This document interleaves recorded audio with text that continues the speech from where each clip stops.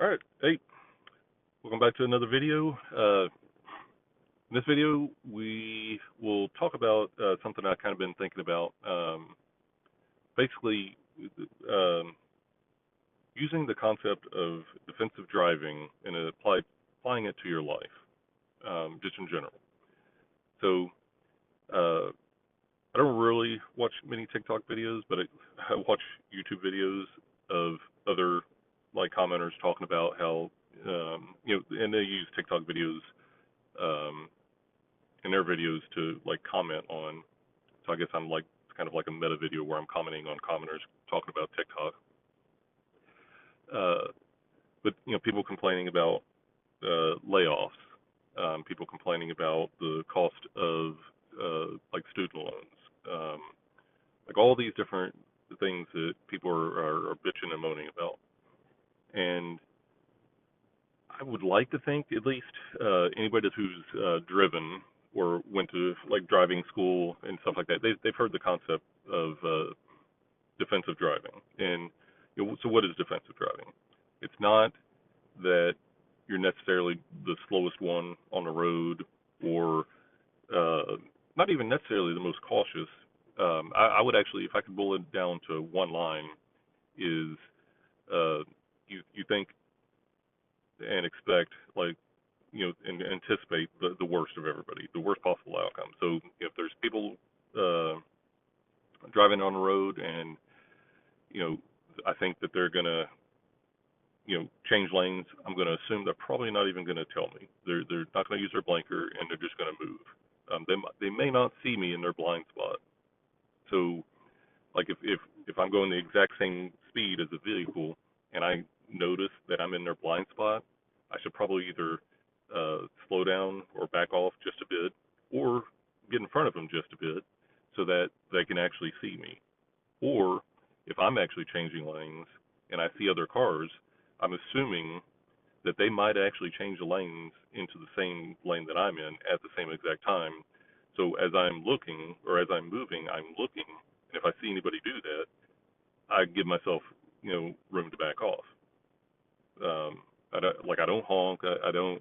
I'm not, road raging anybody. I just assume, everybody's a schmuck and uh, like out to get me. And in thinking like that, um, I've really only ever been in not even a wreck. It was a fender bender, and it was totally my fault. Uh, but like I haven't been in a wreck. I haven't gotten a speeding ticket. And I've been lucky. I've gotten a couple warnings for just being stupid to the wrong point in time. But by and large, like I don't think I've had anything in 4, 5, 6, 7, 10 years. I think I actually have a pretty spotless driving record. Um, so with that being said, why don't we take the same approach to life that we do while we're driving? Like, no, I don't. I'm not going to think everybody's a schmuck, and I don't think that in general. Um, but like, you know, take student loans for example. Um, colleges, like, college costs are astronomical and absolutely ridiculous. But it's not because the president and of the school and all his little minions got together and said, "Oh, let's make more money this year." No, uh, people complain about, oh, prices are too expensive. We can't afford it. We need raises. Okay, well, colleges employ a lot of people. Sometimes they're like the major employer in a city. They get raises. Um, and yeah, there's some people that probably make a lot of money uh, as professors and college deans and whatnot, but not every employee. Like the janitors might not making $100,000 a year. The maintenance people aren't making that money. Even though, like, if you were to take any one of these places, the locations where the colleges are, and with that location, look at the MIT living wage calculator, they're probably making less than what MIT suggests just for a comfortable living wage. Um, but you want your $100 million gym, like training facility, you know, that special gym just for the sports people or just for the football player. They have to have their $100 million training facility, right? Uh, you have to have your $1 billion stadium that holds 80,000 people. Texas A&M, like I went there for 1 year. It was fun. I had way too much fun. That's why I didn't finish. But anywho, like I wanted to kind of take my family and go to a Texas A&M game just because legitimately the games are fun. It was like $600 a ticket. So no, I am not taking my family. That would, I'm not gonna say it's gonna bankrupt me, but I'm not spending $3,000 or $2,000 for X number of tickets. No way. Watching football is not that important to me that I'm going to spend that amount of money. Wanted to go to a Pearl Jam concert. It's the kind of same thing. It was like $600 ticket. I like Pearl Jam, but not that much. But getting back to what we're talking about. So, uh, people's demands for these colleges, um, like it's kind of like outrageous. Like, colleges should be teaching. Like, they shouldn't be like just basically the college was it the college experience is completely retarded. I'm not going to say college should be measurable, but uh, like you don't need the fancy gyms, you don't need the fancy dorms. Oh, you also want dorms with all the amenities. Um, like when I was young, granted I was in the Corps Cadets and I lived in barracks, but it was cheap compared to what all the other places were. I had a roommate. We think in there we had like individual. I can't remember. I know we had a bathroom, or at least we had a sink. No, we had a sink in our dorm or barracks or whatever you want to call it. But then there was like a community bathroom, and the showers might have even been open showers, but it is what it is. I don't necessarily like. It was cheaper, and I don't think open showers are necessarily a bad thing. Except for today, you have like people thinking they're one sex or the other, so that kind of uh, opens things up. So maybe it's not such a good thing these days. But like the demands for these colleges, because they need to make money, and if college A has all these nice amenities, generally people are going to try to go over there. Whereas college B or junior college or all these other things, they're just the nice amenities aren't there. So when you pay for these colleges, that's why they're so damn expensive.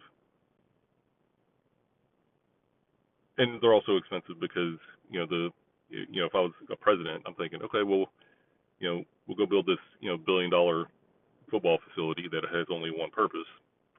But in doing so, we're going to attract like investors and donors, or we're going to attract the good or the better college football players, and of course, if we're winning football, then everybody all of a sudden thinks we're a good school to go to because of education. Like it's all marketing, but you're paying for it, and that right there is why your college is so expensive.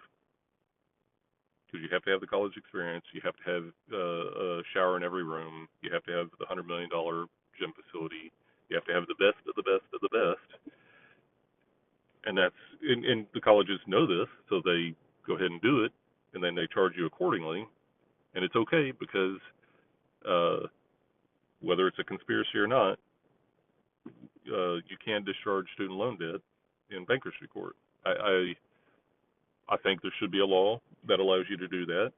Um, of course, with that comes the consequences of ain't nobody going to get $100,000 loan to be an English major or get some underwater basket weaving, worthless degree. Um, it, Banks will probably loan to a doctor, a lawyer, computer programmers, engineers, things like that, because legitimately they can pay the loan. And if you're smart and you actually took math, or paid attention when you took math in high school, you would know that like you're taking effectively a student loan of mortgage proportions, and those are 30-year loans. So like you could almost legitimately ask these days, what do you want, a house or an education? But yeah, that's one thing. Another thing that people talk about on layoffs, and yeah, there's age discrimination. You should assume it, and assume that probably by the time, depending on the job, uh, I think tech is probably maybe a little bad in this regards compared to other ones, but I could be wrong. Um, but ageism is a thing, and when you start getting, probably you should start thinking about it when you're 40, and the closer you get to 50, you should probably assume, if you don't own the business or you don't have all your little side gigs and whatnot, that yeah, my days are numbered.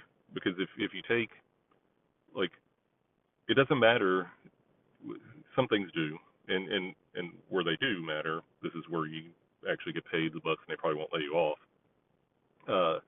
But if I'm making X number of wickets and the machine's only capable of making X number of wickets, but because I've been there for 20 years, I'm just going to use round numbers. If I'm making $100,000 a year because I've gotten these little incremental raises, but then we hire, Joe Schmo, uh, straight out of college or even high school, like just somebody fresh. Okay, the machine can make 10 wickets an hour, and I've been there for 20 years and I can make 10 wickets an hour. But a new guy, maybe he can make 70 wickets an hour. But within 3 or 4 years, we know just about everybody can get up to the point where they're making 10 wickets an hour a day or whatever the machine does. But we hire them at 60 a year because that's just what the regional area, the average wage, living wage, call it what you will. We hire them to make the wickets, 10 wickets an hour. He starts off at 6, 7, but over time he gets his experience up, and probably within 2 or 3 years he can make his 10 wickets an hour. But he does it at, like, we hired him at 60, and now he does it at 65. Like someone that's been there for 20, 30 years, uh, doing it at 100. And I'm just making these terms up, so don't dig too much into it. So, ageism is a thing to a point where when a business looks at its employees and its personnel as business units, uh, and for whatever reason, good or bad, if they think they need to cut cost, uh, the personnel, like salary, like all that for businesses, is one of the biggest, if not the biggest, cost for most businesses. And to shave, 10% of salary, like, that's a big number. And if they lay off, you know, 20 senior people, they might be able to hire 30 or 40 junior people. And it kind of just is what it is. But just like whenever I'm driving around and I assume everybody's a schmuck, I don't actually think everybody's a schmuck. When I'm running a business, or if I'm an employee of a business and they make business decisions, generally, they're making decisions in favor of the business. They're not making decisions just because they want to screw 50-year-olds. So for all the people that complain of like layoffs at inopportune times, had you been living your life defensively, I really don't think you'd be hurting. In fact, like, if you lived according to your means, or lived below your means, and you got your little raises and things like that, I think it's just one of those things. Like, when I'm going to be 48 this year. When I get to my 50s, Granted, in the company I'm in, I, people tend to work there for 40 or 50 years, so it's an anomaly for a business. I don't really think I'm going to get laid off, but I could at any moment, and uh, already have plans. Like at any point in time, if I got laid off when I came into work tomorrow on Monday, like I generally already know the actions I'm going to take, up to and including uh, selling the house, living full time or semi full time in the RV that I own, that I'm actually paying on. I'm still paying off, by the way. Or I could use geo arbitrage, and I could move to a lower cost of living area in the U.S. Or my wife, because my wife is Mexican, I could go to Mexico and live probably like a king off what I like my military salary and stuff like that. And I could probably live like a king uh, and still continue to fully fund like retirement accounts and investments. That's an option. I'm just kind of seriously thinking about it. If you don't like Mexico, there's Thailand, there's Tbilisi, like there's all sorts of places where you could use geo arbitrage. So um, it's an option. And like if I move to Mexico, it's not permanent. Like it would be say, okay, if I had planned on retiring at 55, I got laid off at 50, so hey, let's go live it up in Cancun, Mexico. I'll drink pina coladas on the beach. Uh, Continue to fund my investments like I anticipated for 5 years. And when I hit 55, like I had planned to, then I retire. I'm quote unquote retired, and then do whatever our plans were. Now that doesn't mean go off and do all that stuff because there's I'd have to sell a house and there's different things kind of go on, but you plan your life.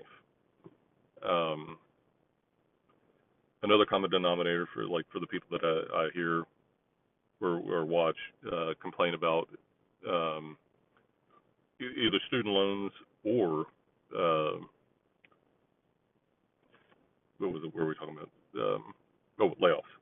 Like for the layoffs, a lot of them tend to be women, and they either complain that they have kids or like they're older.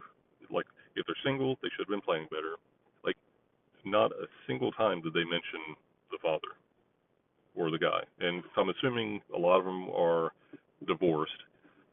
Um, and if that's actually the case, not saying that they had to get remarried, but uh, you just don't plan. Like I don't understand. I can't even fathom not like planning for things. For the ones that start really complaining about their student loans, they'll say, okay, I've been paying for 10 plus years, and I've only paid off $10,000 of student loans, and I still $100,000. You should have taken or paid attention to math because like that was always going to be a thing. Like that's what happens when you pay a mortgage. The large majority of the time, like your first payment, the majority of the payment goes to interest, and it's no different than in the student loans. And also, I hear or watch things where people want to live their best life and they want to live that college experience, and they took out student loans to the point even where they went on trips, like cruises and trips to Europe with their college student loan money because they wanted to have like the best time or like live their experience. And now they're in their late 20s, mid 30s, and they just had a kid, and lo and behold, they want to spend time with their kid, but now they can't. Again, never did they mention the man or the father. So I don't know if they just had a kid out of wedlock or if they're married or divorced. Like, but life experiences, uh, changes in life experiences happen, and I don't know if people have sex and we're always surprised to get pregnant, and that's just kind of how it happens. So, uh, if you've been lied to, is for the the college experience and the college life and the layoffs and the jobs. Um, and I'm probably just preaching to the choir of people my age, but like for the younger people, like I'm sorry, you've been lied to.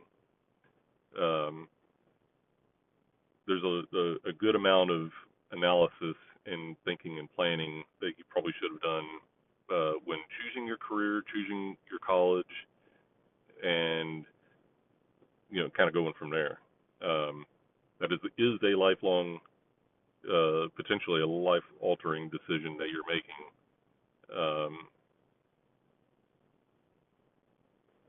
And yeah, if you're doing it on the slim chance of like something that is a 1 or 2% um, chance that you'll be successful, like say people that don't really pay attention to anything in high school because they're going to be a professional basketball player or football player or something like that. The chances of that are so slim. Like I just wouldn't do it. Um, so okay, so this video's getting a little long. I could probably rant for a long time, and there'll be additional videos about this.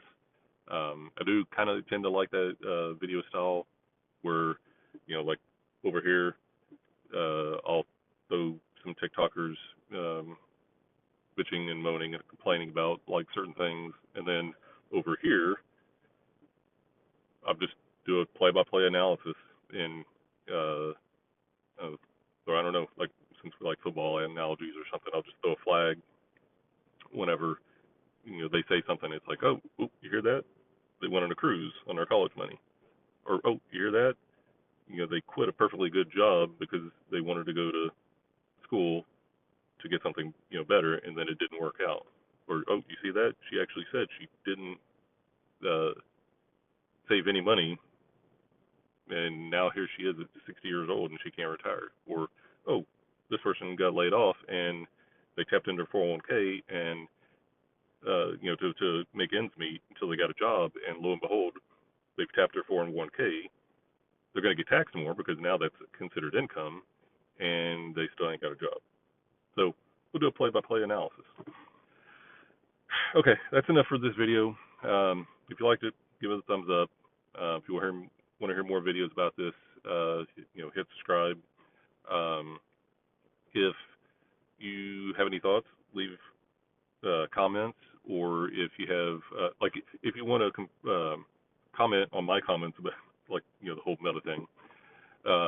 If you have comments on what I said, or if you have observations that you've seen, please leave them below. It gives me ammunition to send downrange, and we'll call that a video. So I'll see you in the next one.